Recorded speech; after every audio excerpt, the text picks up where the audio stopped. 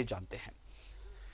चलिए, कांके के बीजेपी विधायक समरीलाल की सदस्यता पर तलवार लटकने लगी है। तो एक और मुख्यमंत्री की विधायकी पर सवाल खड़े हो रहे हैं, तो दूसरी ओर समरीलाल की सदस्यता पर भी तलवार लटकने लगी, यानी कि एक एक से मामला चलने लगा है। हालांकि दल बदल से जुड़े मामला विधानसभा अध्यक्ष के पास पहुंचा हुआ है, जिसमें कई विधायकों पर सवाल उठा हुआ है।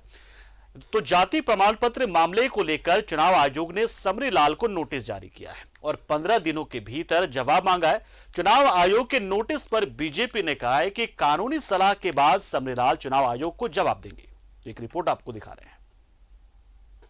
क्या समरीलाल की जाएगी विधायकी? चुनाव आयोग ने जारी किया नोटिस, 15 दिनों के भीतर मांगा जवाब। कांके के बीजेपी विधायक समरीलाल की सदस्यता पर तलवार लटक रही है। जाति प्रमाण पत्र मामले में चुनाव आयोग ने समरीलाल को नोटिस भेजकर 15 दिनों में जवाब मांगा है। पूरे मामले पर बीजेपी ने कहा कि कानून अपना काम करेगा। चुनाव आयोग संवैधानिक संस्था है और एक स्वतंत्र इकाई है। चाहे माननीय मुख्यमंत्री हेमंत सोरेन जी का विषय हो या कांके के विधायक समरीलाल जी का विषय हो, चुनाव आयोग जो भी निर्णय लेगा वो सर्वोपरि है, वो एक आयोग है और जो भी निर्णय लेता है उसको सभी लोग मानने के लिए विवश हैं और उसको स्वीकार करते हैं, उसका स्वागत करते हैं। क्या है मामला? कांके विधानसभा सीट अनुसूचित जाति के लिए है आरक्षित। समरीलाल के खिलाफ कांग्रेस प्रत्याशी रहे सुरेश बैठा ने की थी शिकायत। फर्जी जाति प्रमाण पत्र के आधार पर चुनाव लड़ने का आरोप। समरीलाल पर झारखंड के स्थायी निवासी नहीं होने का आरोप। राजस्थान से माइग्रेट होकर झारखंड में बसने का आरोप। सुरेश बैठा की शिकायत के बाद राज्य सरकार ने एक जांच समिति बनाई थी। जांच के बाद समिति ने समरीलाल के जाति प्रमाण पत्र को रद्द कर दिया था। समिति ने कहा था कि समरीलाल ने गलत तरीके से प्रमाण पत्र बनवाए थे। दूसरे राज्य के होने के कारण उन्हें झारखंड में आरक्षण का लाभ नहीं मिल सकता है, जिसके बाद समरीलाल की सदस्यता को लेकर राज्यपाल ने चुनाव आयोग से परामर्श मांगा था, लेकिन अब आयोग ने समरीलाल को नोटिस जारी किया है। पूरे मामले पर बीजेपी प्रदेश अध्यक्ष ने कहा है कि चुनाव आयोग के नोटिस का कानून सम्मत जवाब दिया जाएगा, लेकिन ऐसा ही मामला जेएमएम विधायक सीता सोरेन पर भी बनता है। आया है चुनाव आयोग का नोटिस, हम जानते हैं और उसका विधि सम्मत जो कानूनी प्रक्रिया उसका हम पालन करेंगे।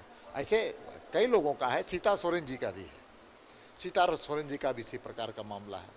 कैसे झारखंड मुक्ति मोर्चा के और 2 विधायक जो कंपनी से जुड़े हुए हैं, वो व्यवसाय कर रहे हैं। ऐसे कई मामले हैं जिसको मैं उजागर करूंगा समय पर। समरीलाल मामले को लेकर सत्ता पक्ष हमलावर है। 5 सितंबर को विधानसभा के विशेष सत्र के दौरान सीएम हेमंत सोरेन ने भी इससे लेकर चुनाव आयोग पर निशाना साधा था, लेकिन अब चुनाव आयोग ने समरीलाल को नोटिस जारी कर 15 दिनों में जवाब मांगा है। समरीलाल ने भी चुनाव आयोग की नोटिस मिलने की बात कही है, साथ ही कानूनी सलाह लेने के बाद जवाब देने की बात कही है। न्यूज़ 11 भारत के लिए रांची से राजेश कुमार की रिपोर्ट। और हमारे सहयोगी राजेश हमारे साथ जुड़ गए इस खबर पर पूरी जानकारी, पूरा अपडेट देने के लिए। तो राजेश, चलिए, कम से कम बीजेपी के पास भी उसके एक विधायक के पास इलेक्शन कमीशन का नोटिस आ गया, तो चलिए कम से कम अब सत्ता पक्ष को जवाब देने के लिए बीजेपी के पास एक जवाब तो है कि चलिए हमें भी तो इलेक्शन कमीशन से नोटिस आ गया है। तो इस नोटिस का जवाब कब तक समरीलाल को देना है, क्या कुछ जानकारी?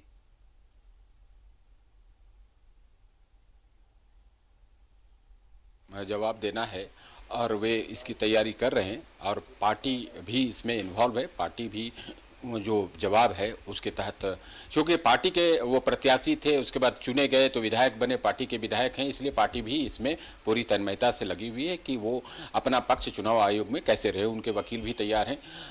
15 दिनों के अंदर जवाब दिया जाएगा। आप जानते हैं कि जिस प्रकार से हेमंत सोरेन के विषय में सुनवाई हुई है, उधर से दूसरा पक्ष जो कंप्लेनेंट होगा, जो कांग्रेस के प्रत्याशी रहे हैं सुरेश बैठा, उनको भी बुलाया जाएगा।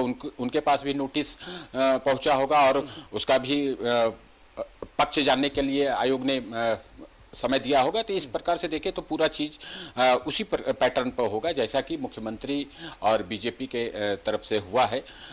इसके लिए अब ऐसा नहीं है कि 15 दिन में नोटिस जवाब देने के लिए कहा गया, जवाब दिया जाएगा। हो सकता है समय मांगा जाए, समय मिल भी सकता है।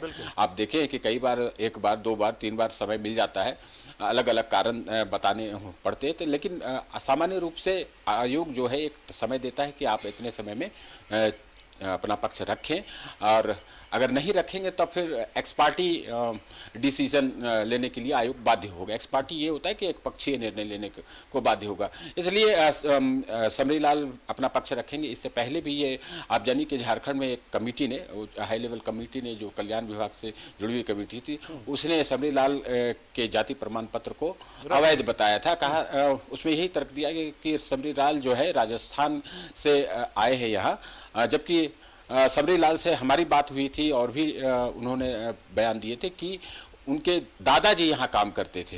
तो क्या आधार बन सकता है? ऐसे में तो कई लोग जो है दूसरी जगहों से आ सकते हैं, लेकिन क्या आधार बनता है? क्या वो इसके एवज में एविडेंस दे सकते हैं कि वो कितने पुराने हैं और यहाँ पर उनके पूर्वज यहाँ रहते थे? ये तमाम चीज़ें उन्हें प्रोड्यूस करनी पड़ेगी, और हाईकोर्ट में भी ऐसा मामला जुड़ा हुआ उनसे है, वहाँ भी पेंडिंग चल रहा है, वहाँ पर भी सुनवाई की प्रक्रिया चल रही है। तो इसमें देखें कि दोनों पक्ष के द्वारा अपने अपने तर्क दिए जाएंगे, उसके बाद चुनाव आयोग जो निर्णय देगा वो भी भाया राजभवन ही सभी को के सामने आएगा, क्योंकि राजभवन ने ही इसे फॉरवर्ड किया था। तो कमोबेश देखिए तो सिमिलर केसेस हैं। हाँ, अभी इसकी प्रक्रिया अब शुरू हो रही है। मुख्यमंत्री की प्रक्रिया जो है फरवरी से शुरू हुई थी, जो आप देखें तो अगस्त के लास्ट वीक में सामने आई कि भाई उनका फाइनल डिसीजन चुनाव आयोग का आ गया है। अब सिर्फ उसे रिजल्ट आउट करने का वेट किया जा रहा है। तो देखिए कब तक ये हो सकता है, लेकिन समरीलाल का मामला जो है वो आगे तमाम जो प्रक्रिया है वो राजभवन इलेक्शन कमीशन के जरिए यहां तक पहुंच रही है, जो चीजें हैं। लेकिन इसमें एक थोड़ा सा हम एक जो अंतर पा रहे वो कि समरीलाल मामले में भले फंसे अब हैं अपनी जाति को लेकर, लेकिन इससे पहले भी वो चुनावी राजनीति में शामिल रहे हैं। वो आरजेडी से भी चुनाव लड़ चुके हैं, जेएमएम से भी चुनाव लड़ चुके हैं और कांग्रेस से भी चुनाव लड़ चुके हैं। तो क्या वो सब चीजें कैसे हुई थी? यानी कि इसका मतलब ये मानकर चले हम कि चोरी जब पकड़ी गई तभी वो चोर हैं, वैसे कुछ माना होगा? देखिए, ये जब भी मामला सामने आता है तो उस समय कंप्लेंट कभी भी किया जा सकता है। पहले अगर गलती हो चुकी है तो उसका ये कोई मतलब नहीं कि आगे उसे कंटिन्यू किया जाए। अगर जेएमएम या आरजेडी के लोगों ने उन्हें प्रत्याशी बनाया और यह मानते हुए कि वो शेड्यूल कास्ट कैटेगरी से हैं और वे कैंडिडेट बन सकते हैं और बने भी थे, तो उस समय जायज जो डॉक्यूमेंट्स रहे होंगे उसके आधार पर वो अपने को एससी मानते होंगे और उस आधार पर ये सुरक्षित क्षेत्र है विधानसभा क्षेत्र, तो वो चुनाव लड़े थे। लेकिन अब चूंकि बीजेपी से है और बीजेपी के चुनाव जीते हुए हैं, और आप जान रहे हैं कि कुछ चीज़ें ऐसी होती है कि कुछ दबी रहती है, और जब आमने सामने की बातें सामने आती है, जब कोई कन्फ्रंटेशन होता है, तो वैसे में बहुत सारी चीज़ें सामने आती हैं। तो अब ये राजनीतिक मामला है, क्योंकि जो प्रत्याशी जो है कांग्रेस के वहाँ चुनाव लड़े थे वो ही कंप्लेनेंट है इस मामले में। तो आप समझ सकते हैं कि राजनीतिक प्रतिद्वंद्विता भी एक वजह हो सकती है। वैसे फैक्ट्स एंड फाइंडिंग्स पर निर्भर करेगा कि इनकी सदस्यता रहती है या नहीं रहती है, लेकिन ये अभी आयोग को तय करना है। जिन्होंने प्रारूप को फॉलो नहीं करते हुए उन्हें सामान्य तरीके से यहाँ पर एससी मान लिया था और जाति प्रमाण पत्र निर्गत कर दिया था। बहुत बहुत शुक्रिया राजेश समाज से जुड़े आप, जानकारी आपने दी और बताया कि किस तरीके से समरीलाल के मामले में अब चीजें आगे बढ़ेंगी, कैसे सुनवाइयों का दौर चलेगा, जो उसमें बिल्कुल उसी तरीके से जैसे मुख्यमंत्री हेमंत सोरेन के मामले में चला। दोनों पक्षों को जवाब दाखिल करने का मौका मिला। जवाब